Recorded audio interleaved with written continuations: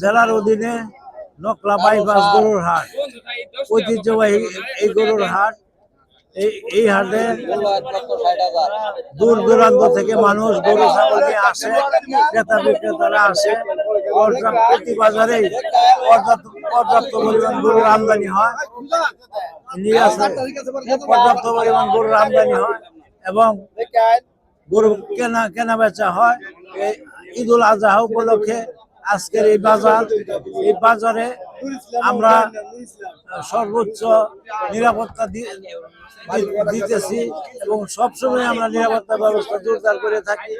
এই বাজারে উপজেলা প্রশাসনের সহযোগিতায় আমরা বাজার কর্তৃপক্ষ, পুলিশ প্রশাসন, পাশাপাশি আনসার বিডিপি এবং গোয়েন্দা সংস্থার লোকজন বর্তমানে বাজারে নিয়োজিত আছে। অত্যন্ত নিরাপত্তা পরিবেষ্টিত অবস্থায় বাজার আছে। এখানে ক্রেতারা নির্বিঘ্নে গরু বেচা কিনা করতে পারতেছে, এখানে কারো ভয়ভীতি নাই এবং জাল নোট যাতে বাজারে ছড়াছড়ি না হয় এই জন্য ব্যাংকের সোনালী ব্যাংক এবং জনতা ব্যাংকের সহায়তায় আমরা এখানে বাজারে ব্যবস্থা করে রেখেছি জাল নোট পরীক্ষা করার জন্য।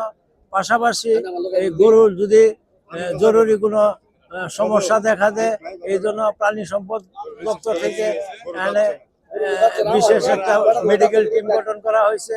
পাশাপাশি আমাদের নিয়োজিত ইজারাদার কর্তৃক নিয়োজিত বাজারের যে ডাক্তাররা সার্বক্ষণিক দায়িত্বে রয়েছে। আমাদের বাজারে কোনো রকম সমস্যা নেই ইনশাল্লাহ। পাইকাররা এবং ক্রেতা বিক্রেতারা অত্যন্ত স্বাচ্ছন্দ্যে গরু বেচা কেনা করতেছেন।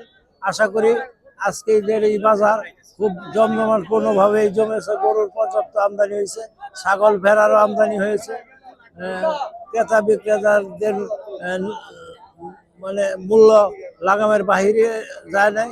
মোটামুটি নিজেদের সামর্থ্যের মধ্যেই যারা কোরবানি দিতে চান তারা গরু কিনতে পারবেন। আপনারা যারা বাজারে আসছেন ওনাদের কাছে আমরা সহযোগিতা কামনা করি। আপনারা নির্বিঘ্নে গরু কিনা বেচা করবেন। রাত যদি অধিকও হয়ে যায় আমরা পর্যাপ্ত বিদ্যুতের ব্যবস্থা আছে, জেনারেটরের ব্যবস্থা আছে, কোনো সমস্যা নাই এবং পর্যাপ্ত নিরাপত্তার ব্যবস্থা আছে। রাত 12টা-1টা হলেও সমস্যা নাই। আমরা আগামী সোমবার আবারও এই গরুর হাট বসাবো।